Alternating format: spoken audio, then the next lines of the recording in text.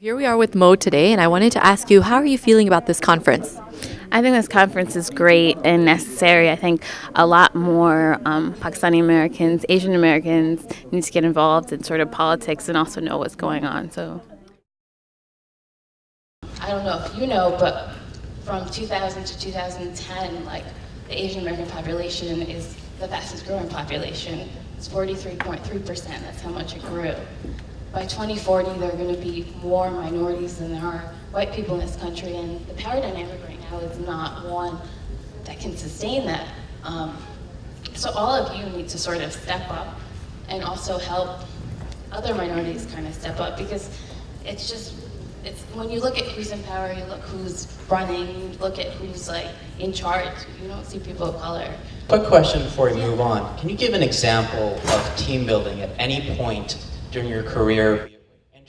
We had a lot of issues that would come up during law school, whether it was with the administration of the law school or whether it was with something else. And like different people would have to work together. So when you're sort of going to work together on an issue, the first thing is, as I said before, you got to realize like what you have in common. So we would sort of evaluate those kind of goals and then I know the icebreakers are really annoying, but they help.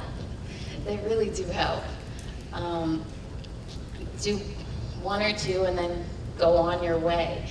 And then you also have to set some ground rules in terms of when you're working with other people, like be respectful, like don't talk out of turn, because I think that when you're working with other people, you need to make sure you're conscious of being respectful, because otherwise it's sort of like, I mean, what's the point? I mean, yeah, you're getting to an end point, but you have to treat people right in the way that you're going. When I went into law school, I really had my mind set on being an immigration attorney. I knew I wanted to represent people in court. What I didn't expect is that I would actually find myself in law school actually working for the courts themselves.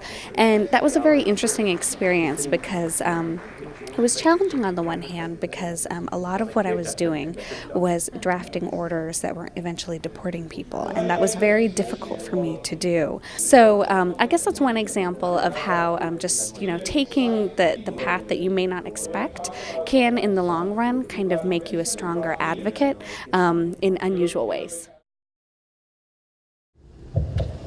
Hi everyone, my name is Priya Murthy and I'm the policy director of an organization called SALT, South Asian Americans Leading Together, and thank you so much for coming out to this conference, and I'm really honored to be here. I will say just 3 tips in terms of working with other communities, whether it's on your campus, in your community, or in the future when you go into your career.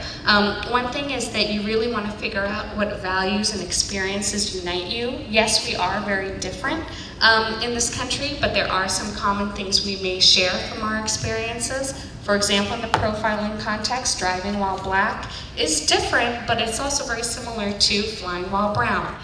The second thing is that it takes a lot of time, and it is messy. Don't think that it's going to be easy to try and reach some consensus on whatever issue it is that you're working on. Just understand that there's a process that you have to go through, and that's kind of the beauty of this whole experience. And so don't have unrealistic expectations about what that involves. And then finally, understand that together you do have the power to change things individually. We can't do it alone. Me going into a congressional office and saying, hi, I'm with SALT and I'm talking about the South Asian communities post 9/11, that's important. But then to say, okay, we also have, a gay and lesbian organization talking about bullying, which has also affected the South Asian community, or we have an African American organization talking about profiling, which has also affected the South Asian community, or civil rights organizations that may include Caucasians. So you just want to present that united front. Every time you see something, you know what, I'm getting a rush out of this. This is making me happy. I feel a sense of purpose here. Your gut will tell you then. Take a little note of that.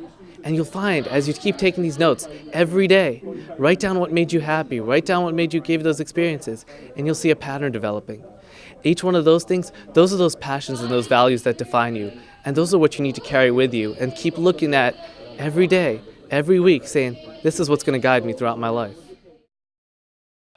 I didn't have the problem that Priya did, telling her parents about peace and conflict studies. I was an engineering major, so my parents were loving that down at UVA.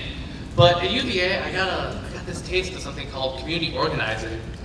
I ended up becoming the vice president of our Asian American Student Union and organized this coalition called the Asian Leadership Council, which had about 40 Asian American groups, the entire range, from a Japanese cultural group to a South Asian activist organization to a Filipino organization to the Sikh organization. We were all together because individually we couldn't get any attention on campus.